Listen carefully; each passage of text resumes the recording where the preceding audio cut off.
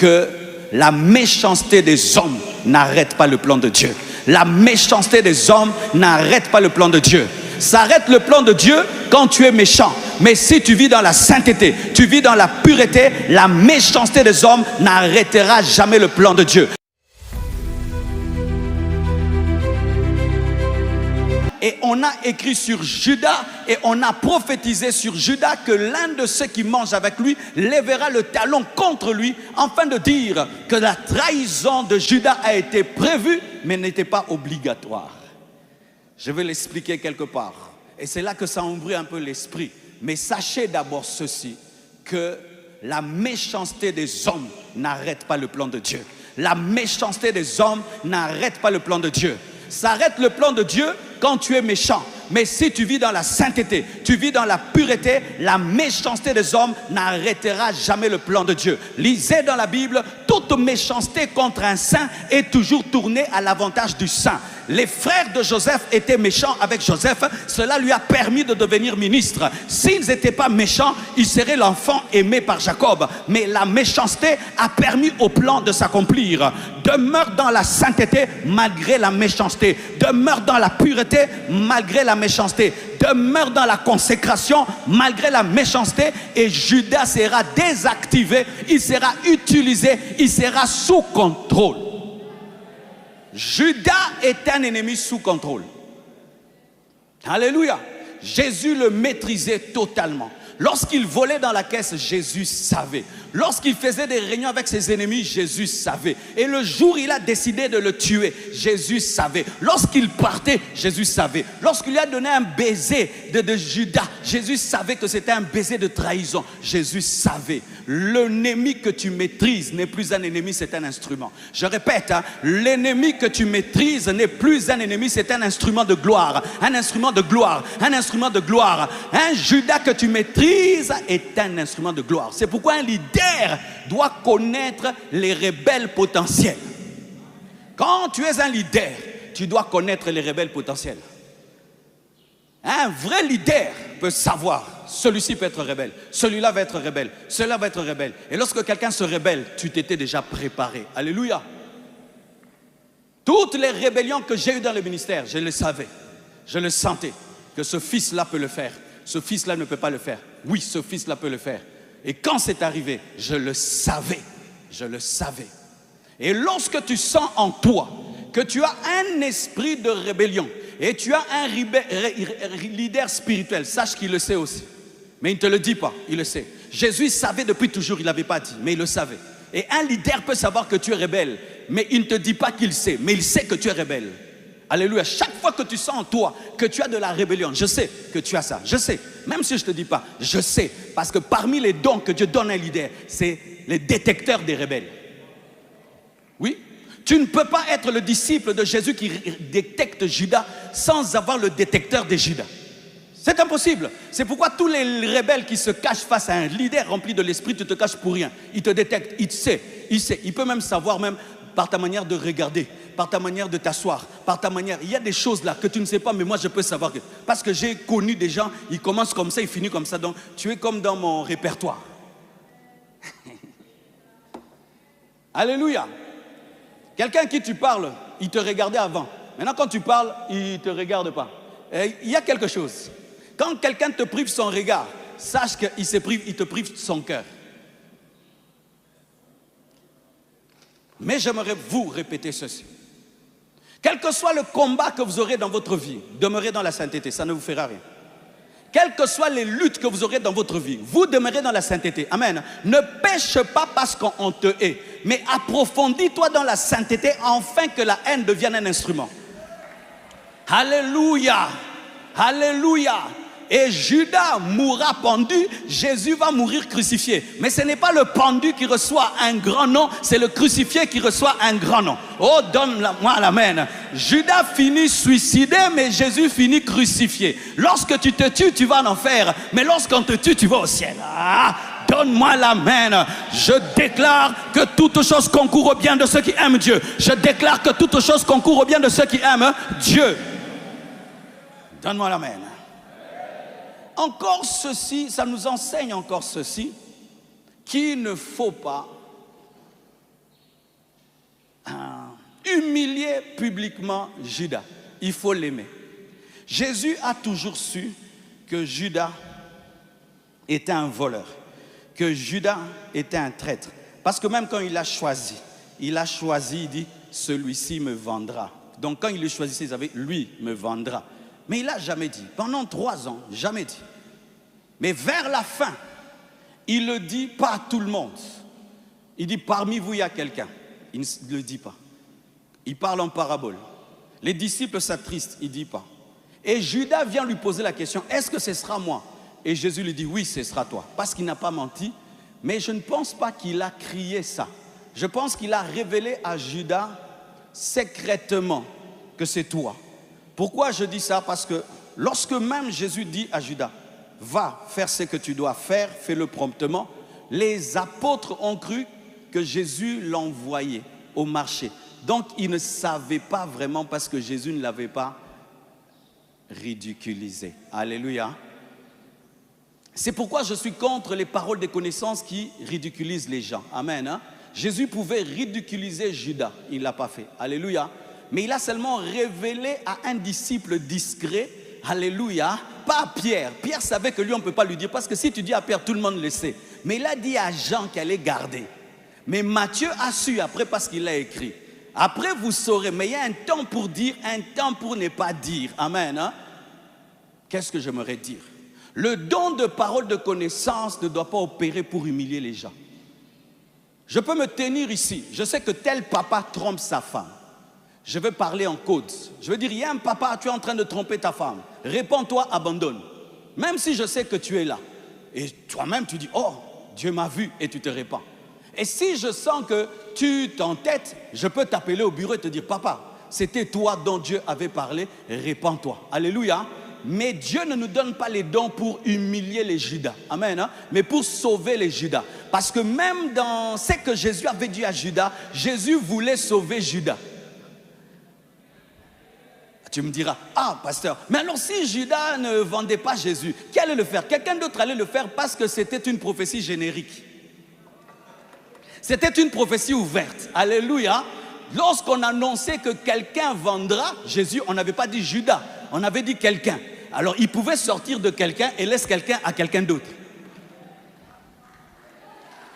Et j'entends des gens qui disent, mais pourquoi alors Dieu a créé Judas alors qu'il savait que Judas allait vendre? Parce que Dieu ne nous impose pas notre volonté. Amen. Hein? Dieu te propose la vie, tu dois choisir la vie. Mais si tu as choisi la mort, il peut annoncer que tu as choisi la mort. Ce n'est pas qu'il te condamne à choisir la mort, mais il peut annoncer en avance que tu as choisi la mort parce qu'il peut se promener dans le futur et revenir dans le passé et habiter le présent. Oh, donne-moi la main. Alors mes frères et sœurs, il n'a pas humilié Judas. Mes fils, vous qui avez des dons de parole de connaissance, à la compassion, on ne fait pas ces choses-là. Tu appelles quelqu'un devant tout le monde, tu dis ses problèmes au monde entier. On ne fait pas ça ici. Et si un jour je t'inviterai, vous qui faites ça ici, tu m'époses à ta manière de fonctionner, pas à la compassion. Donne-moi la main, je vais parler. J'ai décidé de reparler à nouveau. Oui, je dois parler. Vous qui exposez les problèmes des gens à la télé par vos paroles de connaissance, pourquoi vous ne le faites pas avec vos parents? Pourquoi vous ne le faites pas avec vos soeurs et vos enfants? Pourquoi vous ne le faites pas avec vos amis intimes? Vous le faites à des gens que vous ne respectez pas, que vous n'honorez pas.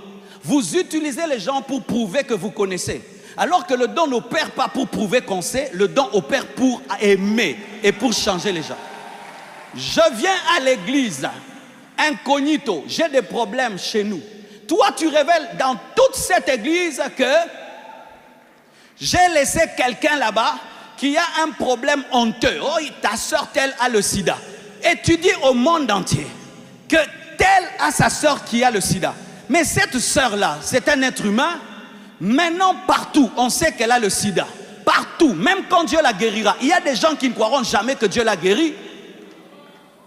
La prophétie, la parole de connaissance, c'est pour édifier. Ce n'est pas pour qu'on acclame le prophète, qu'on célèbre le prophète et qu'on dise que tu es terrible. Lorsque la prophétie est mue par l'orgueil deuil, il y aura toujours de la méchanceté, même si c'est Dieu qui parle. Car l'esprit du prophète est soumis au prophète. Ce n'est pas parce que tu as vu que tu dois dire. Il y a des choses que tu vois, tu diras, mais en secret. Va dire à Jean. Jean, le bureau. Appelle la personne, va lui dire. Qui se répand par humiliation? Qui se répand par humiliation? Quelqu'un dans le péché, tu viens. Viens ici. Tu es impudique, tu es ceci, tu es cela. Tu l'as humilié. Les médecins soignent les gens, mais ne disent pas, j'ai opéré. Ils ne filment même pas comment ils ouvrent les ventres des gens. Nous, on doit tout montrer. Ce n'est pas parce qu'on a des caméras qu'on doit tout montrer. Ce n'est pas parce qu'on a des caméras qu'on doit tout montrer. Et voici encore, j'aimerais te dire, vraiment écoute-moi bien. Si tu vas quelque part, on te dit, lève-toi. Pour qu'on te dise devant le monde entier tes problèmes, ne te lève pas. On ne te tapera pas. On ne te fera rien. On ne te fera rien. Vous avez peur pourquoi? C'est ta vie. Ne vous levez pas. Frère, lève-toi. Je suis en train de voir tel. Je ne me lève pas. Pourquoi? Tu veux détruire ma famille? Tu veux détruire ma vie? Toi, maintenant, on va t'acclamer. Moi, je vais sortir comment de cette église? Et qu'est-ce que je vais dire au travail, à l'université là-bas? Ne t'élève pas. Ce n'est pas Dieu. C'est Satan qui veut détruire ta vie au travers d'un serviteur de Dieu qui n'a pas la maîtrise de son don. Qui n'a pas la maîtrise de son don. Et beaucoup de gens sont détruits comme ça. Et donne-moi l'amen. Je parle en connaissance de cause. Je connais quelqu'un qui est mort comme ça. Une dame va au Nigeria. Elle va au Nigeria et là-bas le prophète, c'est ce qu'il fait. Il appelle comme ça. Et puis regardez ce que le prophète dit en public.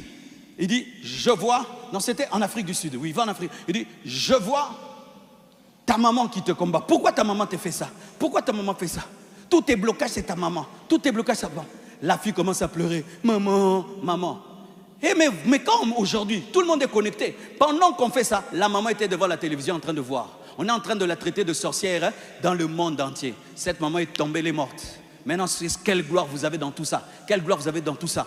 Les hommes à qui nous prophétisons ont des enfants, ont des frères, ont des sœurs, ont des amis. Ils travaillent, ils ont des projets. Ça ne s'arrête pas ça. Quand on dit Amen, la vie continue. Le culte prend fin, mais la vie continue. Le culte prend fin, mais la vie continue. Maintenant, dehors, cette personne aura quelle vie? Frères et sœurs, c'est ta vie. Dans d'autres nations, on peut même te traduire en justice. Quelqu'un peut te traduire en justice que tu as touché à sa réputation. C'est pourquoi vous remarquez, on ne fait pas ça aux blancs, on fait ça qu'aux noirs, qui ne connaissent pas leurs droits. Oui, il y a des choses qu'on ne fait qu'aux gens qui ne connaissent pas leurs droits. Et en plus, une prophétie, des fois, 5 choses peuvent être vraies, mais une chose est fausse. Mais la fausse chose là se mélange aux vraies choses. Et comment je vais rattraper ça? La vidéo a 5 millions de vues. Comment je vais rattraper ça? Jésus n'a pas exposé Judas. L'homme qui allait le tuer.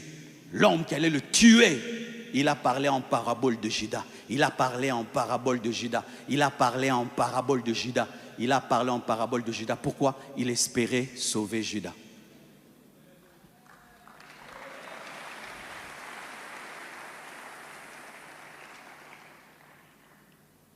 J'aimerais terminer. N'oubliez pas ce que je vous ai dit. Et Satan entra en Judas. Satan n'est pas trop écrit dans la Bible. Mais là, clairement, on dit Satan entra en Judas. On ne dit pas un démon.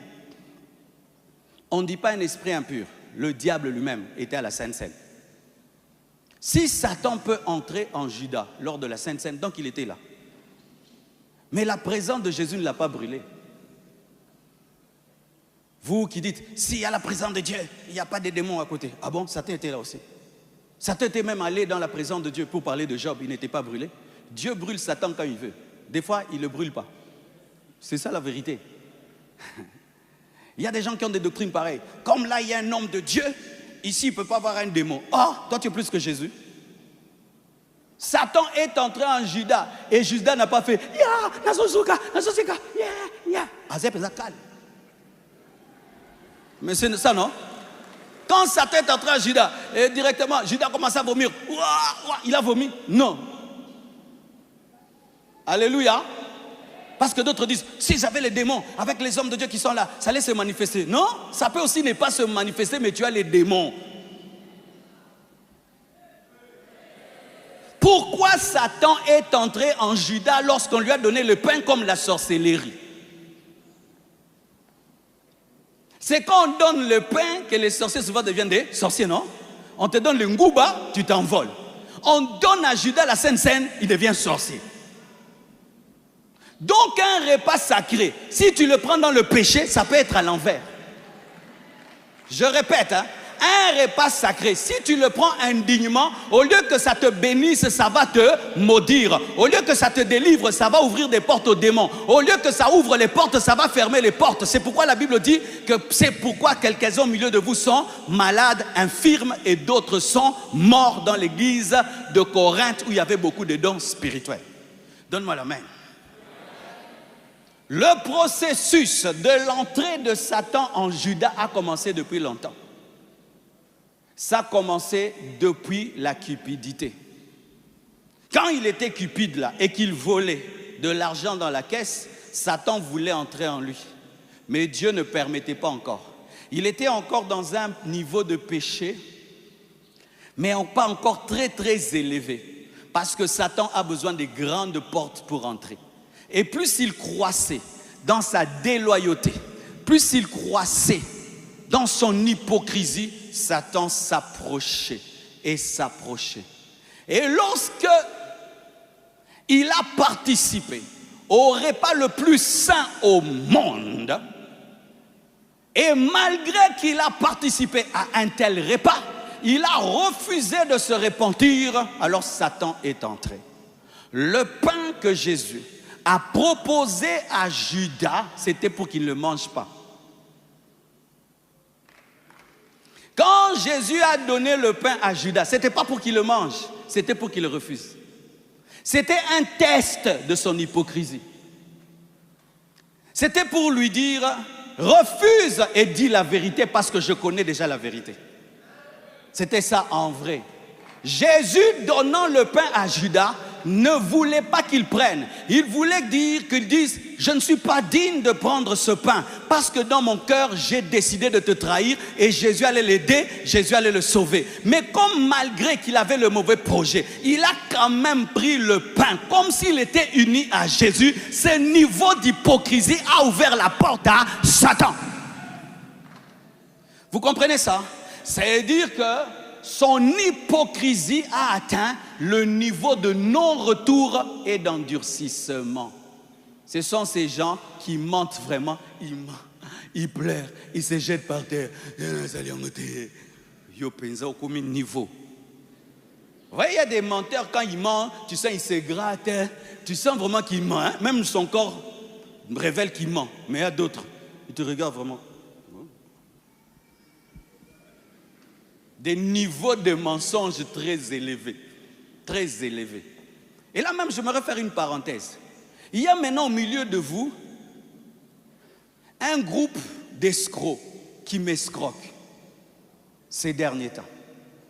Moi et papa Israël, nous venons de démanteler votre réseau. Il y a des gens maintenant qui m'appellent, pasteur, aide-moi. Tu l'aides, tu envoies un PSA. Il dit à l'autre, il m'a donné, l'autre demande. Il crée des faux dossiers. Voici quelque chose. Ne donnez plus jamais à quelqu'un que vous ne connaissez pas par un PSA. Peut-être c'est un garçon, il se fait passer par une fille. Ils font des WhatsApp faux. Ils font tout un réseau. Et ils m'ont bouffé. Hein? Tu donnes $100 ici, $100. Mais après, tu te rends compte que tu as donné $1000. Et puis je dis, oh. L'Esprit de Dieu me dit, ce sont les mêmes personnes. Il y a un truc. Je dis, ok, quiconque me demande maintenant, je donne la passe à papa Israël. Papa Israël commence à appeler comme ça. Ah. Certains ne sont pas de l'église, d'autres. Si tu as besoin d'argent, demande seulement, ne mens pas. Ne crée pas des choses, oh tu es malade, on va te tuer, demain tu dois quitter la maison, si on ne paye pas, on te chasse dehors, d'autres des photos même des maladies, d'un malade qui n'est pas votre malade, d'autres des deuils qui ne sont pas vos deuils, d'autres m'envoient des deuils qui ne sont pas leurs deuils. De Judas. Il ne voit pas l'homme de Dieu, lui voit que l'argent. Si tu commences à voir dans l'homme de Dieu que l'argent, tu es un Judas. Judas ne voyait pas l'onction de Jésus. Lui voyait que l'argent de Jésus. C'est un Judas. Lorsque dans un homme de Dieu, toi tu ne vois plus que l'argent. Tu es un Judas. Toi tu ne vois que l'argent. Comment tu vas nous escroquer pour la construction? Comment tu vas nous vendre des fausses lampes? Comment tu vas nous vendre une fausse peinture? Comment tu vas nous vendre une fausse moquette? Comment tu vas nous vendre... Oui, il y a des gens, ils cherchent comment il va nous escroquer dans cette construction. Il est là, calme, il attend. Judas. Non, il y a une scène. Que Dieu te libère, que Dieu te libère, que Dieu te libère, que Dieu te libère. Oh, donne-moi la main, hein. Judas, ma soeur, il peut venir à l'église, c'est un païen. Il va aussi au baptême, on les baptise. Il tombe aussi. Mais il y a le kouta, akabo kaka. Il va entrer aux affermissements. Il viendra mercredi, il viendra à la veillée, jusqu'à ce que tu mettes l'alliance. Le jour seulement que tu vas dire oui, ici, il te prend. Tu vas à l'église, tu vas où? Reste ici. Frère, on va à l'église. À l'église, faire quoi? Reste ici. Je vais t'accuser chez le pasteur. Accuse-moi, il va me faire quoi? Mon frère, tu es devenu comme ça. On t'avait dit j'étais frère. On vous a toujours enseigné le discernement des esprits. Toi, tu n'as pas discerné. Que Dieu t'ouvre les yeux sur Judas. Que Dieu t'ouvre les yeux sur Judas. Que Dieu t'ouvre les yeux sur Judas. Lorsque tu as le discernement de Judas, c'est toi qui utilises Judas. Judas ne t'utilise plus. C'est toi qui l'utilises. C'est toi qui l'utilises. C'est toi qui l'utilises. Et je bénis Dieu pour ces personnes qui m'ont escroqué des $10, de $20. Ça m'a préparé à ne pas être escroqué à des beaucoup.